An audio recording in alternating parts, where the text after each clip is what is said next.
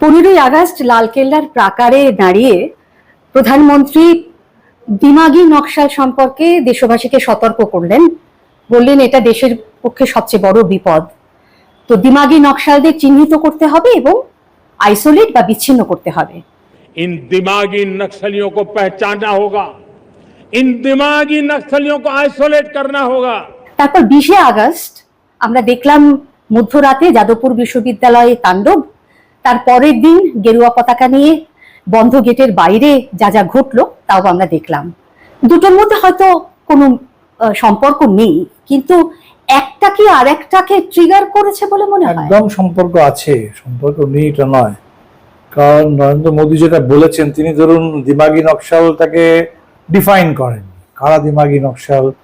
তারপরে কিরেন রিজিজু কোনো ব্যাখ্যা দিচ্ছেন, কেউ কিছু ব্যাখ্যা দিচ্ছেন, কিন্তু দিমাগি নকশালটা বিপদ। তাদেরকে চিহ্নিত করতে হবে, তাদেরকে আইসোলেট করতে হবে। এবং তারপরে যে কথাটা সম্ভবত তিনি উজ্জ্ব রেখেছেন সেটা হচ্ছে আইসোলেট করার পরে তাদেরকে এলিমিনেট করতে হবে, সেই কথাটা তিনি বলেননি। তো ফলে এবং এখানে আমি তো এবিভিপির যে কোনো নেতাকে শুনছিলাম, তারা পরিষ্কারভাবে বললেন যে মোদিজি বলেছেন দিমাগি নকশাল, এবং ছত্তিশগড়ে যেটা অমিত শাহ যেভাবে নকশালপন্থীদের দমন করছেন সেটাই হচ্ছে আমাদের কাছে রাস্তা, আমরা এটা করবো। তো আমার তো মনে হয় এটা পরিষ্কার, কারণ নরেন্দ্র মোদী যে কথাগুলো বলেন সেটা হঠাৎ করে এমনি বলেন না। ওটা এক ধরনের ইংরেজিতে যেটাকে আমরা বলি ডগ হুইসল, একটা বাঁশি বাজিয়ে দেন, এবং সে বাঁশিটা যার কানে যাওয়ার তার কানে ঠিক মতোই যায়। ঠিক ধরুন ওই যে মধ্যরাতে ইনস্টাগ্রাম রিল করে বললেন যে মেয়েরা আমাকে গালাগাল করেছে এবং এটা আমি ক্ষমা করে দিচ্ছি, ওটাও কিন্তু একটা ডগ হুইসল ছিল, যেটা উনি বললেন যে এবারে অনলাইনে অফলাইনে মেয়েদেরকে যথেচ্ছভাবে তোমরা অ্যাটাক করো। এবং তারপরে যে অ্যাটাকটা শুরু হলো, যেখান থেকে অনেক ঘর ছেড়ে চলে যেতে হয়েছে, ওটাও। এগুলো হচ্ছে সবকটাই আমার মনে হয় যথেষ্ট কার্যকরণ সম্পর্ক আছে।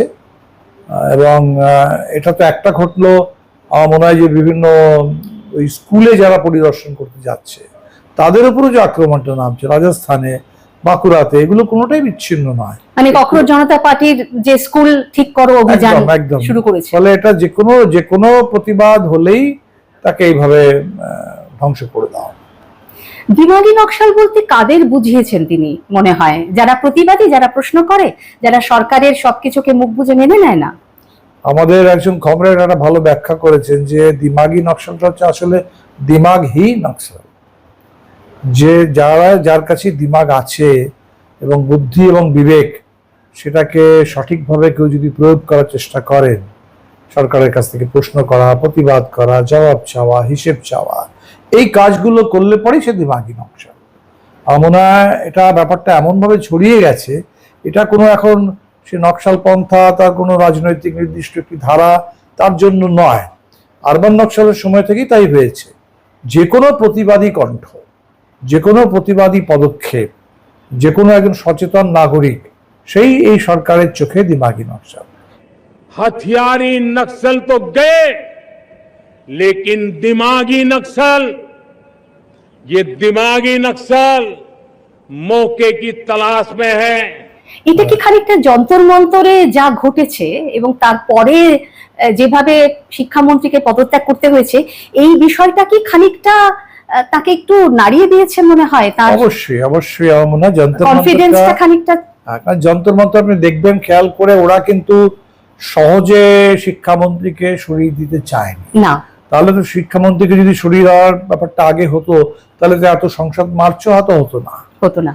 ওরা শেষ পর্যন্ত চেষ্টা করেছে কি করে শিক্ষামন্ত্রীকে ক্ষমতায় রেখে ব্যাপারটাকে ম্যানেজ করা যায়, এবং এটা ওদের কাছে খুব একটা ভয়ের চিহ্ন যে এইরকম একটা ছাত্র আন্দোলন, এবং তার কাছে সরকারকে পিছু হটতে হলো, কৃষক আন্দোলনের কাছে পিছু হটতে হয়েছে, সেটাতে ওরা এতটা ঘাবড়ায়নি। কারণ সেটা ওদের মনে হয় যে 1 বছর ধরে চলছিল, ওটা একটা পাঞ্জাব, হরিয়ানা, ওয়েস্টার্ন ইউপি কৃষক, ওটা গোটা দেশ জুড়ে ছড়াবে না। কিন্তু এটা তো ছড়িয়েছে এবং আরো ছড়াচ্ছে, এবং এখন তো জেন আলফা মানে স্কুলের বাচ্চারা নেমে পড়েছে রাস্তায়, এবং জেন জিতেও যারা আসছে তাদেরকে যেটা সব থেকে লক্ষণীয়, যেটা হচ্ছে ধরুন 1997 থেকে 2012 এই যে জেনারেশন, তার মানে এই জেনারেশনের যে রাজনৈতিক বোধ বিবেচনা, চেতনা, এই পুরোটাই কিন্তু মোদি জমানায় তৈরি হয়েছে। এরা কিন্তু যন্ত্র মন্ত্রে তারা ছিল না যারা দীর্ঘদিন ধরে আন্দোলন করে আসছে। একটা সম্পূর্ণ নতুন একটা জেনারেশন, অন্তত 50% আমার মনে হয় সম্পূর্ণ যারা বিজেপি সমর্থক, ফলে ওরা কিন্তু প্রমাদ গুনেছে, যেটা একটা ভীষণ সাংঘাতিক ব্যাপার। আমাদের দেশের কর্মহীনতার ছবিটা যে কি ভয়াবহ, কতটা উদ্বেগজনক, এইটাকে যদি যাকে নজরান্দাজ বলা হয় আর কি, যাকে আমরা দেখতে চাই না, আমরা বরং পুরো বিষয়টাকে যদি দিমাগি নকশালের দিকে ঠেলে দিই, তাহলে যে বিপদ আরো বাড়ে। এটা তারা কি বুঝছেন না, বুঝতে চাইছেন না? কারণ নীতি আয়োগ যেখানে পরিষ্কার করে জানিয়ে দেয় যে 8,70,00,000 যুব, তারা মানে 15 থেকে 29 বছরের যে বয়সের ছেলে মেয়ে, তারা হচ্ছে নিট শ্রেণীভুক্ত, নট ইন এমপ্লয়মেন্ট, এডুকেশন ও ট্রেনিং। তার মানে তারা লেখাপড়াও করছে না, তারা চাকরি বাকরিও করছে না, তারা কোনো ট্রেনিংও নিচ্ছে না। তার মানে 37 কোটির মধ্যে 8,70,00,000 মানে প্রায় 1/4, প্রতি 4 জনে 1 জন, 25%। তো এটা যে কোনো সরকারের পক্ষে কিন্তু খুবই উদ্বেগের একটা ছবি হওয়া উচিত। যে কোনো সরকারের পক্ষে আমি জানি না হওয়া উচিত, কিন্তু যদি আমরা একটা ফ্যাসিবাদী সরকারের কথা ভাবি, যুগে যুগে দেখবেন ফ্যাসিবাদের যারা ফুট সোলজার্স, তাদের যারা ওই লেঠেল বাহিনী, তারা কিন্তু একটা ওই বিরাট যারা একটা পাগলের মতো সমর্থন করে, এবং তারা কিন্তু ওই বেকার, ফলে ওরা কিন্তু ওই জেনজির মধ্যে একটা ভালো জেনজি আর একটা দুষ্টু জেনজি খুঁজছে। ফলে ওদের কাছে যন্তর মন্তরের জেনজিটা হচ্ছে দুষ্টু জেনজি, যারা ওই কাওয়ার যাত্রাতে যাচ্ছে তারা হচ্ছে ভালো জেনজি, তারাও বেকার। আপনি দেখবেন ওই যে 8,70,00,000, ওই 8,70,00,000-রই একটা অংশ হয়তো যন্তর মন্তরে যারা এসছে, তারা হয়তো 8,70,00,000-এর মধ্যে নয়, তারা তো হয়তো এখনো শিক্ষা, কোন রকম ট্রেনিং, পরীক্ষা দিচ্ছে, চাকরি খুঁজছে। ফলে যাদের আর চাকরি খোঁজার ব্যাপারটাও আর নেই, যারা জানে যে আমার পাবো টাবো না কিছু, ফলে এই যে একটা অংশ, এটাকে ওরা মনে করে ওদের জন্য অ্যাসেট। ওদের কাছে প্রশ্ন কিন্তু এইটাই, যন্তর মন্ত্রটাকে কি করে আটকানো যায়। বেকারত্ব যদি বাড়ুক, তাকে যদি কিছু নির্বাচনের আগে কিছু টাকা দিয়ে কিছু দিয়ে তাকে ম্যানেজ করে নিতে পারি, ওদের কাছে প্রশ্নটা কিন্তু এটাই।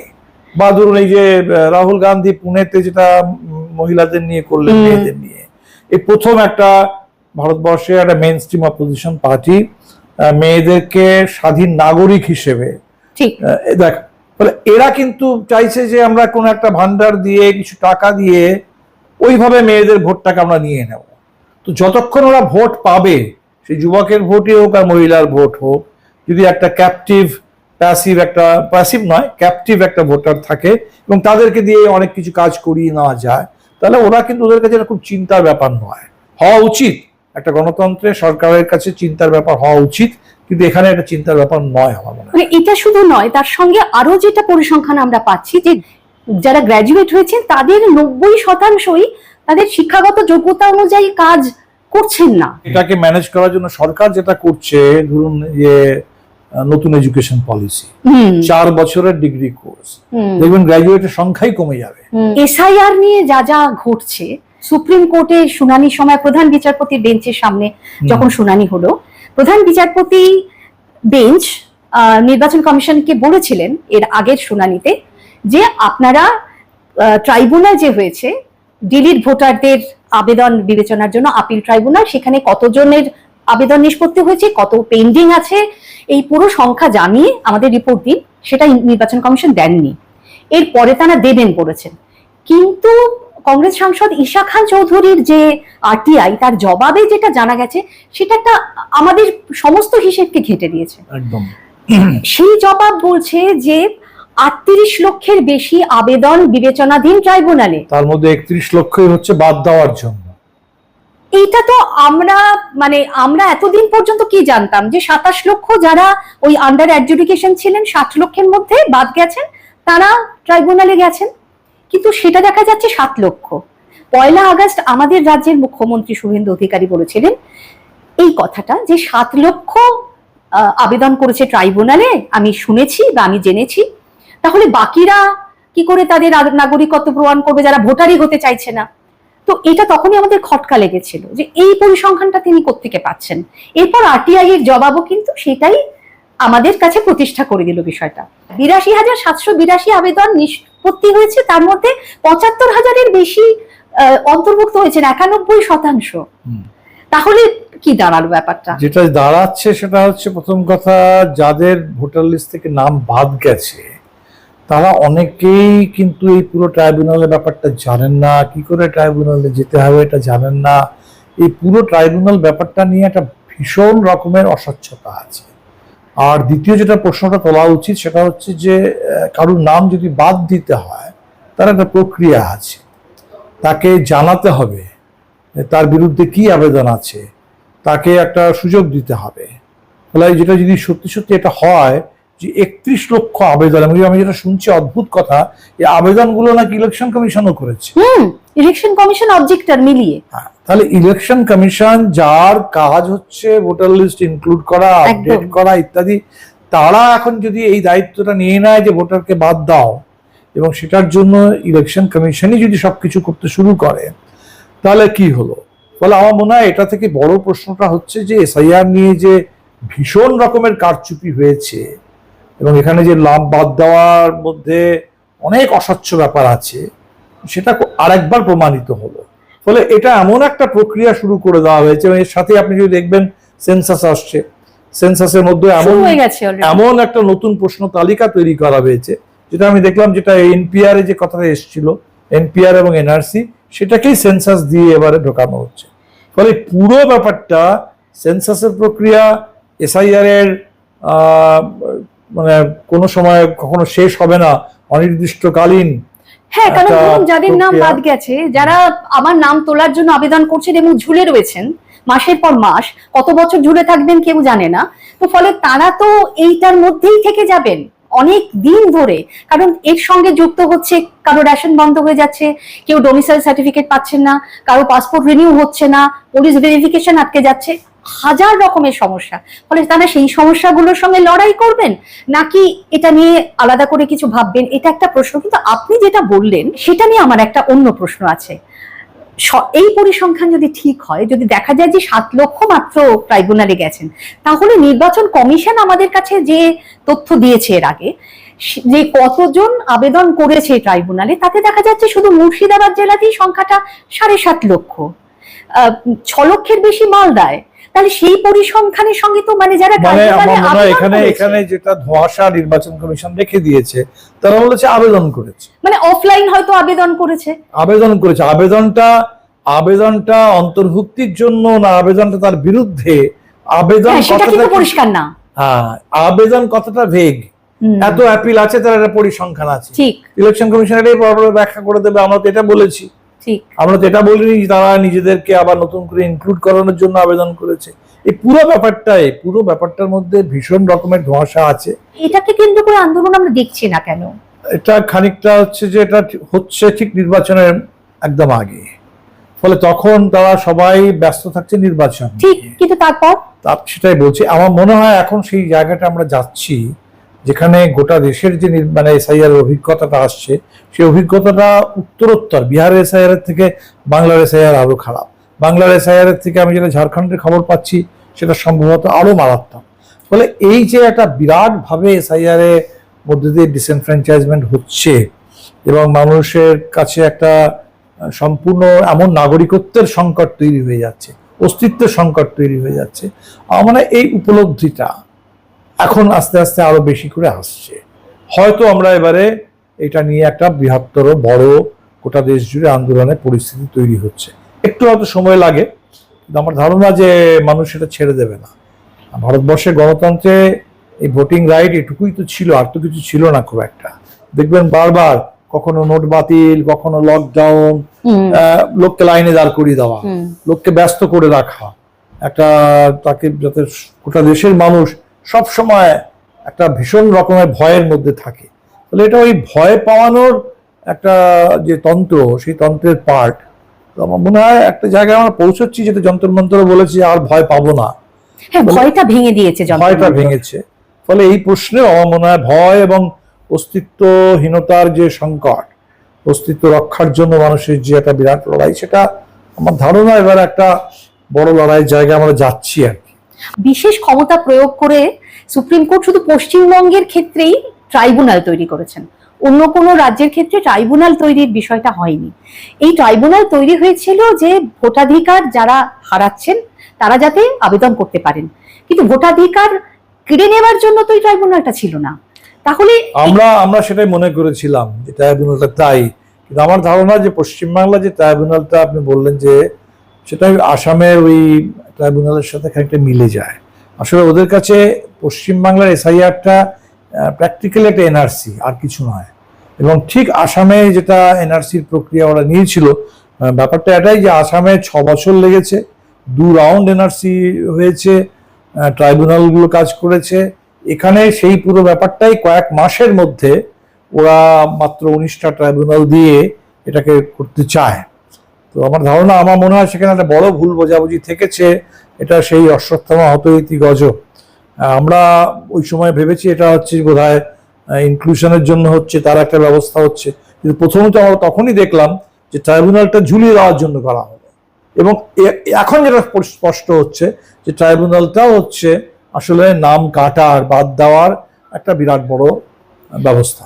জেনজির এই আন্দোলনের পর রাজনীতির ভাষাতে কি কোনো পরিবর্তন হবে? তো আমার মনে হয় যেটা জেনজি যেটা করেছে সেটা হচ্ছে কথা বলার খানিকটা মাধ্যমটা এবং কথার ধরনটা কিছুটা পাল্টেছে। কন্টেন্টটা হয়তো ততটা পাল্টায়নি, কন্টেন্টটা ভালো যে তারা অ্যাকাউন্টেবিলিটি ডিমান্ড করছে।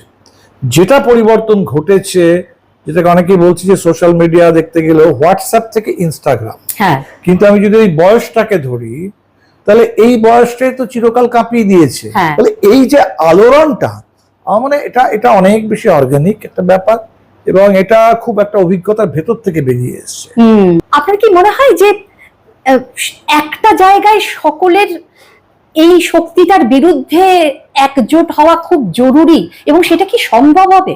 না, আমার মনে হয় এই যে একটা জায়গায় কিন্তু সবাই এসছে, রাহুল গান্ধী বা মেইন অপোজিশন পার্টিগুলো তারা ককরোচ জনতা পার্টিকে সন্দেহের চোখে দেখেছে। যন্তর মন্তর নিয়ে তাদের মনে অনেক আশঙ্কা ছিল, কিন্তু ওটা একটা জায়গায় পৌঁছলো। এবার কিন্তু সেখান থেকে যে প্রশ্নগুলো উঠে এসছে, পেলেট গান কেন চললো, এইভাবে সোনাম ওয়াংচুককে কেন তুলে নিয়ে যাওয়া হলো, এইভাবে কেন গ্রেপ্তার করা হচ্ছে, কেন তাদেরকে ছাড়া হচ্ছে না, তাহলে যন্তর মন্তর পরবর্তী যে প্রশ্নগুলো ওই আন্দোলন থেকে উদ্ভূত, সেই প্রশ্নগুলোকে নিয়ে কিন্তু গোটা সংসদ এবারে আলোড়িত হয়েছে। অমিত শাহ একসাথে। আমার মনে হয় একটা জায়গায় এই আন্দোলনটা কিন্তু মিলিয়ে দিয়েছে। এই আন্দোলনটা সবাই মিলেই আন্দোলনটা হয়েছে এবং আন্দোলনটা আরো বেশি বেশি করে সবাইকে মিলিয়ে দিয়েছে। এবার এই মেলার ব্যাপারটা মানে যেমন ধরুন 77-এর এমার্জেন্সির সময় তখন মেলাটা একভাবে হচ্ছিল যে সব পার্টিগুলো উঠে গিয়ে একটা নতুন পার্টি তৈরি হলো, জনতা পার্টি, যেটা গতবারে হয়নি। ইন্ডিয়া জোট হয়েছে, কিন্তু ইন্ডিয়া জোটটা রাজ্যে রাজ্যে সব জায়গায় হতে পারেনি। হয়তো আমরা এমন একটা জায়গায় পৌঁছচ্ছি যেখানে ইন্ডিয়া জোটটা আরো বেশি, আরো ব্যাপকভাবে, আরো গভীরে সেটা প্রসারিত হবে। আপনি তৃণমূল কংগ্রেসের ক্ষমতা থেকে সরে যাওয়ার পরের অবস্থাটা তো দেখলেন, তো তারা যেভাবে টুকরো টুকরো হয়ে গেল একটা দল, মানে ক্ষমতা থেকে যাওয়ার 2 মাসের মধ্যে, এবং তারপরে যেটা আমরা পরের অংশটা দেখলাম আর কি। আমি এটা অন্যভাবে দেখি একটু, মানে আপনি ধরুন বিভিন্ন দলে নেতা, মন্ত্রী, এমপি, এমএলএ, তাদের বিভিন্ন স্বার্থ এবং একটা নতুন একটা তন্ত্র তৈরি হয়েছে, সিবিআই দিয়ে, ইডি দিয়ে ভয় পাইয়ে কি করে দল ভাঙাতে হয়। সেখানে কোনো অ্যান্টি ডিফেকশন ল কাজই করছে না। তো এটা তো একটা চলছে, এটাও একটা আমার মনে হয় যথেষ্ট হয়ে গেছে, এটাও একটা জায়গায় গিয়ে আটকাবে। কিন্তু আমি দেখি যে তৃণমূল কংগ্রেস পার্টিটা আমি দেখি না, আমি দেখি 41% মানুষ, যে এত এসআইআর এর পরেও পশ্চিমবাংলার 41% মানুষ তারা তৃণমূলকে কেন ভোট দিয়েছিলেন, যাতে বিজেপি পশ্চিমবাংলায় ক্ষমতায় না আসে। এবং বামপন্থীরাও আমরা পেয়েছি, আমরা 5% পেয়েছি। আমি কিন্তু ওটাকে ওই তৃণমূল কংগ্রেস, তারা ভালো তৃণমূল, খারাপ তৃণমূল, আপনি এটাকে বিজেপি বিরোধী ভোট হিসেবে দেখছেন? আমার মনে হয় এই জায়গা থেকে দেখা উচিত এবং সেখানে আমাদের ভোটারের কথাটা বেশি করে ভাবা উচিত। যারা দল বদল করেছে তারা সবার আগে পদত্যাগ করুক, আবার সেই ভোটারের কাছে ফিরে যাক। ভোট নিলাম বিজেপির বিরুদ্ধে, আর ভোটটা পাওয়ার পরে এবার বিজেপির সঙ্গে বসে নরম মহরম, এটা তো চলতে পারে না। এর থেকে বড় গণতন্ত্রে একজন মানুষের ভোটারের অপমান হতে পারে না। ঠিক। তাহলে এই অপমানটাকে আমার মনে হয় বড় প্রশ্ন করা উচিত।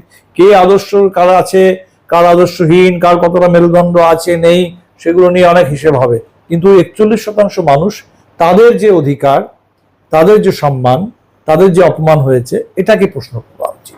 সেই দিক থেকে আপনার মনে হচ্ছে যে কোথাও একটা সম্ভাবনা তৈরি হচ্ছে? অবশ্যই। ধরুন একটা জায়গায় আসার। আমাদের 24শে জুলাই কলকাতা যে মিছিল দেখলাম, বামপন্থী ছাত্র সংগঠনের যৌথ ডাকে, কিন্তু সে মিছিলে কে ছিল না? সবাই এসছে মিছিল। ঠিকই। তার মানে এই যে মিছিলটা ছিল, ওটা শুধুমাত্র পেপার লিক নিয়ে মিছিল ছিল না, ওটাই হকার উচ্ছেদের বিরুদ্ধেও ছিল, ওটা ওই বস্তি উচ্ছেদের বিরুদ্ধেও ছিল। এবং আগামী দিনে পশ্চিমবাংলা যখন হবে, তখন এই ফুটপাতে ওই যে মা দুধ গরম করছিলেন, যেভাবে হলো, উনি জানেন না, মন্ত্রী জানেন না যে কত মানুষ ফুটপাতে থাকে। মনে হচ্ছে উনি যেন মঙ্গল গ্রহ থেকে এসছেন, তিনি কলকাতা ফুটপাত চেনেন না। তো এই যে জায়গাটা, আমার মনে হয় পশ্চিমবাংলাতে তো এত গরিব বিরোধী এই রকমের সরকার তো আমরা কোনোদিন দেখি না। গরিবের বিরুদ্ধে যুদ্ধ ঘোষণা করেছে। তো এমন একটা জায়গায় নিঃসন্দেহে এই গরিব মানুষের প্রতিবাদ, এগুলো একটা জায়গায় একটা যোগসূত্রে আসবে। তার ঠিক রাজনৈতিক বিন্যাসটা কি হবে, পার্টিগুলো কিভাবে থাকবে, কি জোটটা কিভাবে, আমি জানি না। কিন্তু তার যে রসায়নটা, সেই রসায়নটা কিন্তু তৈরি হচ্ছে। সেই রসায়নটা অবশ্যই গোটা দেশ জুড়ে তৈরি হচ্ছে।